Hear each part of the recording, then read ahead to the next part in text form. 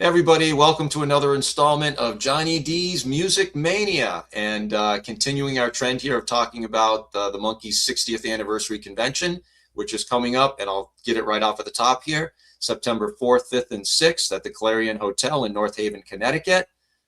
You can find out all the information you want at monkeysfanconvention.com. So to go along with that, we have with us a gentleman who's going to be there all weekend and performing all weekend. We have with us Scott Ringle. Scott, thank you very much for showing up here. This is cool. This is cool. Thanks for having me. Appreciate it.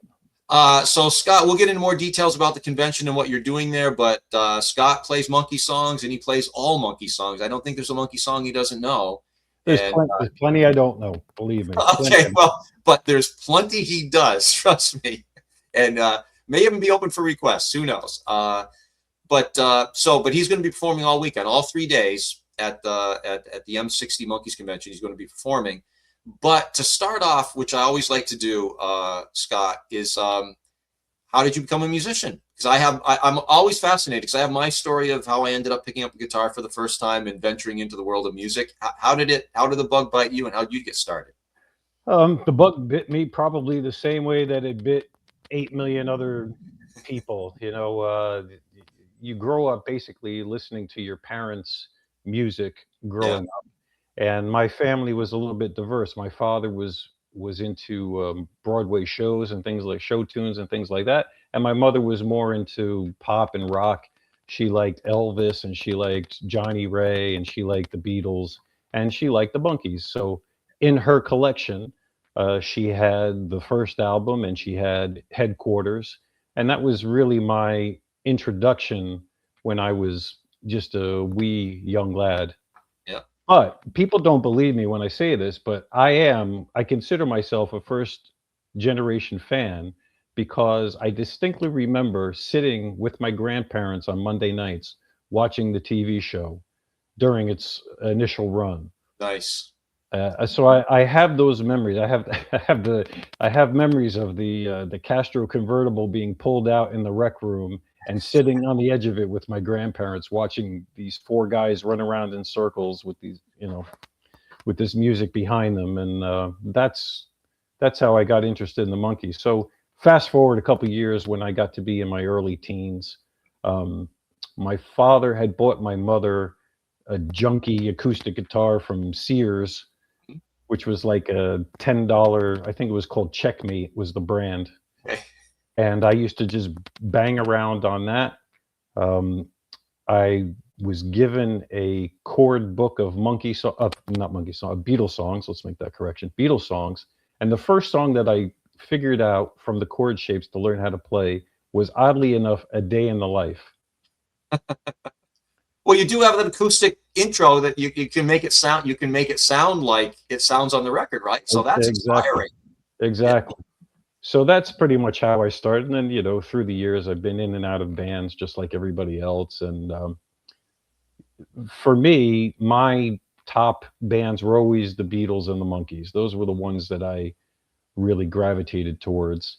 There wasn't a time when the Monkees was not in my life. As I mentioned, considering myself a first generation fan, and having the TV series go through its initial run and then go into syndication on Saturday mornings, and then all throughout the Northeast, it was always on and off, either after school or Saturday mornings, all through the 70s.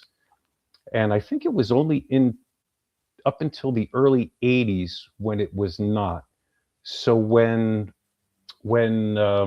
MTV did the Pleasant Valley Sunday broadcast in '86, I think it had been off the air probably since maybe '82, like '82, somewhere. Sure, I would guess as well. Yeah. So it made it seem like it came out of nowhere again. And I have a lot of friends in the UK that are also Monkees fans, and they don't understand the American relationship to the television show and the band versus their experience, because the show came to them 6 months later. They didn't really get a good view of the second series because it was too controversial to have whatever was going on in the second series on their television broadcasts. So their experience is more of they consider the Monkees to be more of a real band because they came there and they did Oh Wembley yeah, and yeah. sold out Wembley. And for here, it was mainly, I think, the TV show that kind of was there, until they did actually come to your town in various ways, through either through, Dolan Jones, Boyce and Hart, or Davey coming solo, Peter coming solo, Mickey coming solo, all the iterations in between. Oh yeah. And I've always loved them all through the '70s. I was the kid. I'm sure you were one of those kids We're too. going to talk about that. Yeah, yeah. So let me ask you. So if you remember seeing the Monkees when they originally aired, so we're roughly the same age. Right. I'm probably a little older because I remember them airing. I was a big deal for me. Monday nights at 7:30 was a big deal for me. So I remember those shows and I remember watching them. But then you became a musician in your early teens, as did I. So now, at least for me, and I'm curious about what your story is. So now you want to play with other kids, right? That's like the incentive now to like get a band and start playing with other people, and that's how you learn and pick stuff up and everything. But when I did that, all the kids I started playing with in high school, their frame of reference was not mine.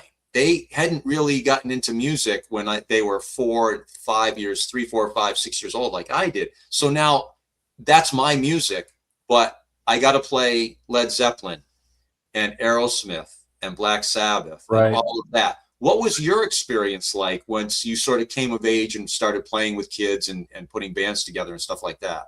It was pretty much that same experience. Yeah. Even being a Beatle fan in the '70s, Oh in the yeah.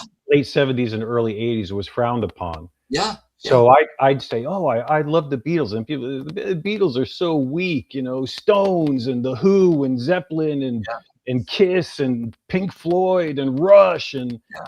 you'd be like, "Where's the melody? There's no melody in any of that, come on." And Where's then the melody? Where's the harmony? You and then know? and then you throw the Monkees into it besides, and they're like, Oh "Come on, God. get away." But, Yeah. I did, for a long time, I did have that tunnel vision. It was Beatles, Monkees, or it was, I'll say, my scope was just British invasion. Sure. Yeah. So all the, early British invasion groups, Kinks, Hollies, Jerry and the Pacemakers, the Trogs, Yeah. all that kind of stuff. And then as I got into bands in high school, it started to widen out where, I got into the Police and I got into Elvis Costello and the Pretenders, and they went but bigger and bigger and bigger. And now I play a lot of different music that I would never have entertained way back then. Well, the new wave stuff was good because that sort of brought it back home a little bit, right? Right. Because when I first started, I got to play Led Zeppelin, and Paranoid by Black Sabbath. You're playing all that stuff. But then through towards the end of high school and maybe just out of high school, exactly right, the new wave stuff is coming in. So I can get with the Pretenders, right? And the Right. Cars and stuff, because that's harkening back to what we grew up with. So that was more comfortable at the Right. time for me. Guys like, you mentioned the Cars, uh, again, The Knack, the Police, the Knack, right? Greg Kihn. I was a big Greg Kihn Oh fan. yeah, yeah. I never got into, oddly enough, being from New Jersey, I never got into Bruce. Yeah. And I did get the opportunity to play with Bruce in 1990. I think it was 93 or 94. It was right around the time the movie Philadelphia came out, Mhm. and my band was playing in a club. It was a bar in North Jersey, and he walked in with Max Weinberg. They sat down, started doing tequila shots, and then eventually the owner said, "Hey, Bruce is here. He's my friend. Do you think he could come up and play some tunes?" And we jammed on a bunch of oldies, like, I don't know, in the midnight hour and Hippie Hippie Shake and Twist and Shout, things like that. And I was very impressed with his guitar playing, but I never really got into the whole Bruce. No. I understood the Dylan reference and all of that, but I really liked Greg Kihn more than I did Bruce, even though he was kind of a second tier derivative of Bruce. Yeah, but well, yeah, but he was definitely more pop for sure than Springsteen was. So Yeah. I get that. I Yeah. get that totally. I You know, definitely like the pop guys. Tom Petty was another one that's sure. Yeah, yeah, awesome. yeah. So it was hard to be a musician at that time. It's hard to be 15, 16, 17 years old liking the music that we like. So it's hard enough being a musician, but then on top of it, you're telling people you're a Monkee fan. So even kids that weren't musicians had to deal with, the 70s and the early 80s of being a Monkee fan. That was hard too. I mean, nobody took them seriously or took us seriously because we were Monkee fans. Absolutely. In 1975, I remember uh, a, a, we were doing a project in class, and one of the kids, you had to, I don't know, take a poll of the class, different things, and the one kid came up with the question, "What's your favorite song right now?" In 1975, he asked me this question. I told him, I said, "Star Collector." And he said, "Star Collector, who's that by?" I said, "Well, you probably wouldn't know it. You wouldn't hear it on the radio." But I said, "My favorite song was Star Collector." That was 1975. Wow. Wow. And 75 was a great year for music, by the way. 75 was a great year for music. True. But yeah. But if Star Collector is your favorite, then that's great. Yeah. I think that was when the Monkees were big on the after school circuit. Yeah, I think there was a period. Yeah, I actually I live in Western Massachusetts, and there was a Boston station that carried the Monkees every day after school for a lot of years, actually. And so there's a lot of kids that came out my way to go to college, and they're all from Boston.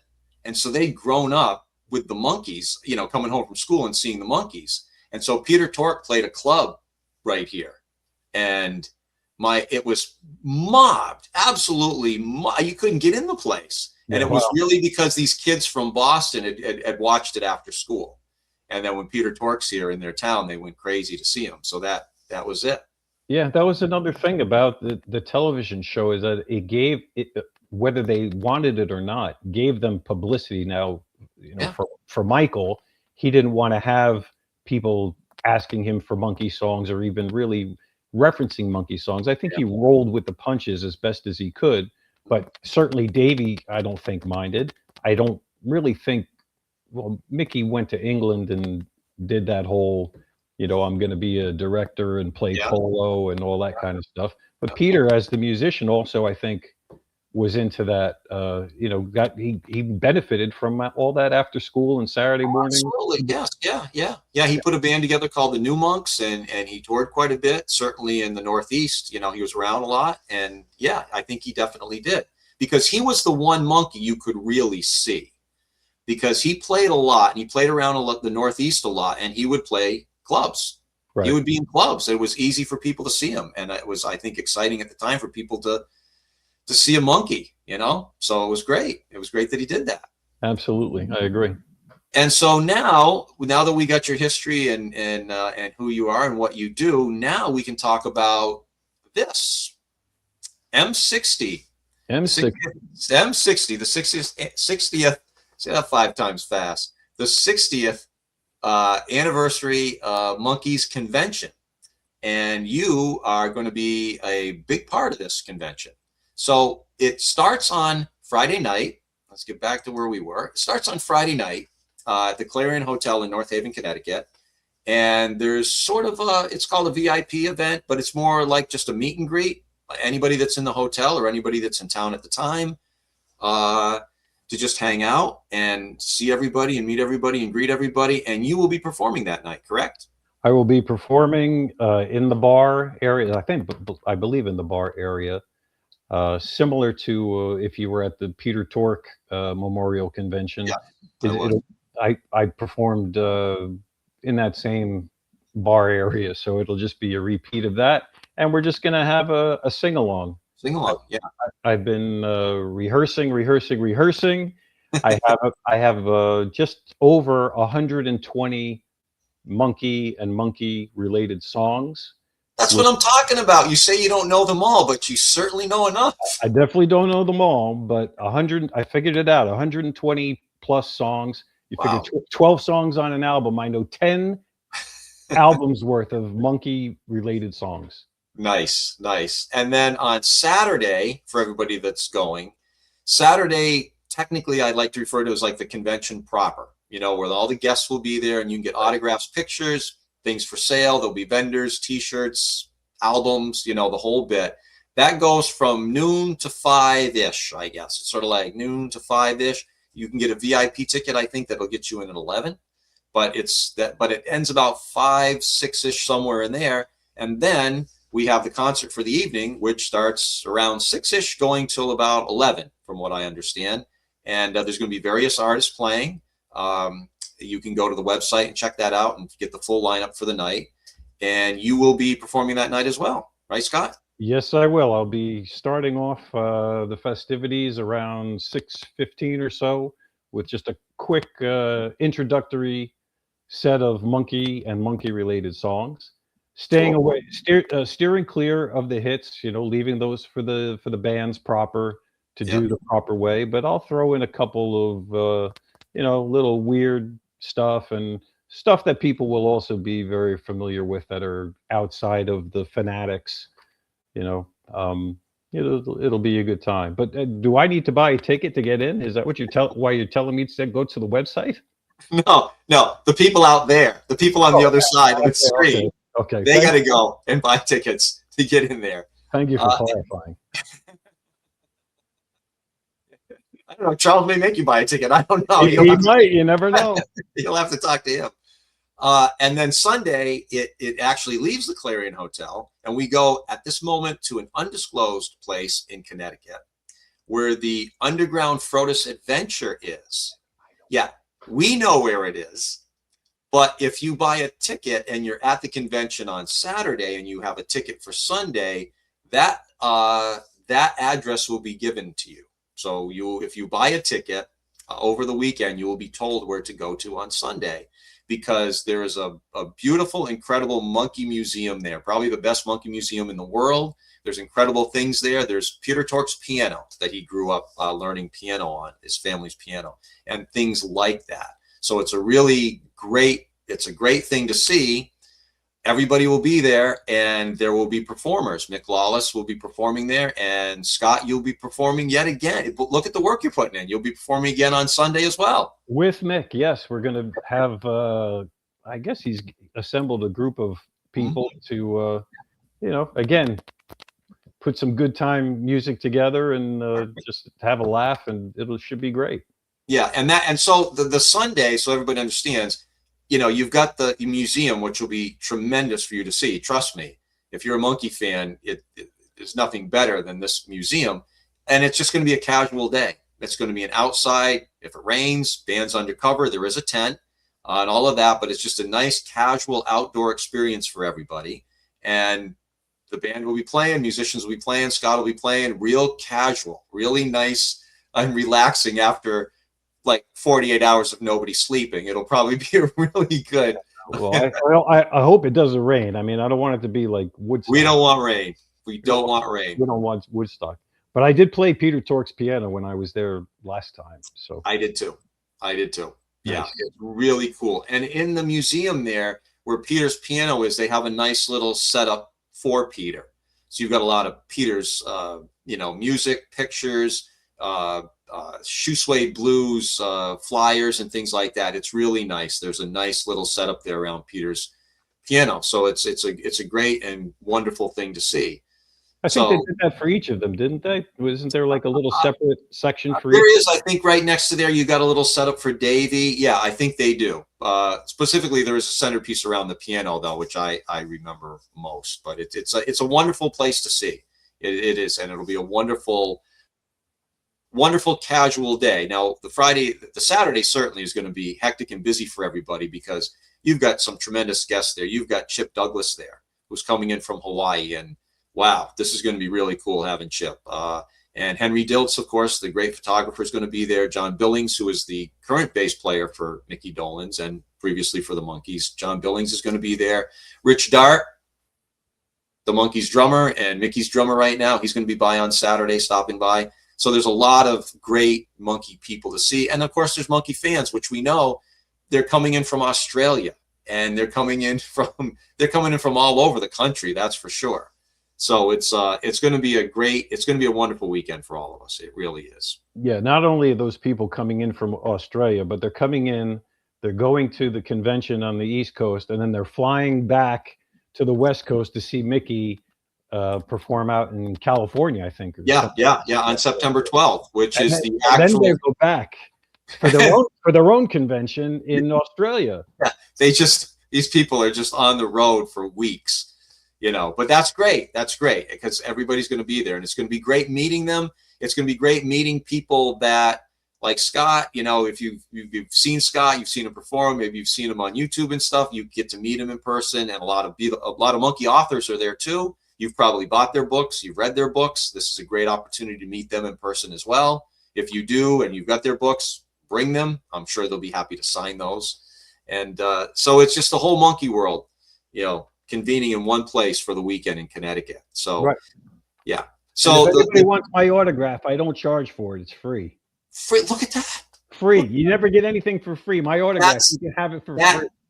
That is a deal right there. That is a deal right there. And I'm sure it's by Sunday, if everybody's seen you perform all weekend, of course, you're going to want your autograph and a picture. Of course.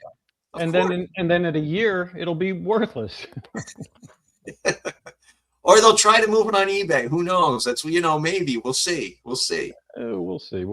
And while we're talking about the museum and Mick Lawless and whatnot, let's not forget to mention Mick Lawless has a new CD out, Little Pieces of Time. Everybody go out and buy it, own it, love it, live it. Yes, and if you are watching Johnny D's Music Mania here, you can just go to our channel's page and you will see the interview that we did with Mick last week. We talked all about his record, recording the record, and the whole bit. It's all there for you to check out. And Mick Lawless has a great new album out as well. And he'll be there. And that's the other thing. Mick, look at, so Scott's working 3 days. He's working the whole weekend, right? And Mick's going to be there. He's going to be performing Saturday night. He's got his Nevermind shop. He's going to be set up there with records and T-shirts and vinyl and collectibles and stuff like that. Oh, and let's not forget, Monkee Mania Radio is going to have a table there as well. So Professor Microdose is going to be there, and Mick you'll find Mick around, the MMR table as well, and then off to his museum on Sunday, and he'll be performing with Scott on Sunday. So these guys are killing it. I'm just gonna be hanging around having fun. That's what I'm gonna be doing. These guys are all gonna be working. I'm gonna be having fun.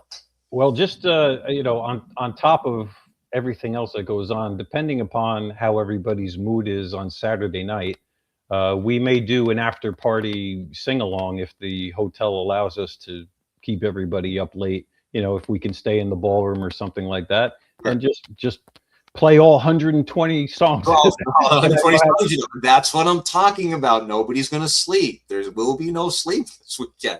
We got to get it. We got to pack in as much as we can in the time we have. And the best part about it is Charles told me I could take Monday off. So. Oh, nice. Well, it is Labor Day. Yes, and we will all be in laboring. Yes, we'll be laboring on Monday morning over hangovers and whatever else. It'll be rough. So this is what we're talking about. We're talking about M60, the Monkees 60th anniversary convention. It is taking place. I'll give it to you one more time. It's taking place on September 4th, 5th, and 6th at the Clarion Hotel in North Haven, Connecticut.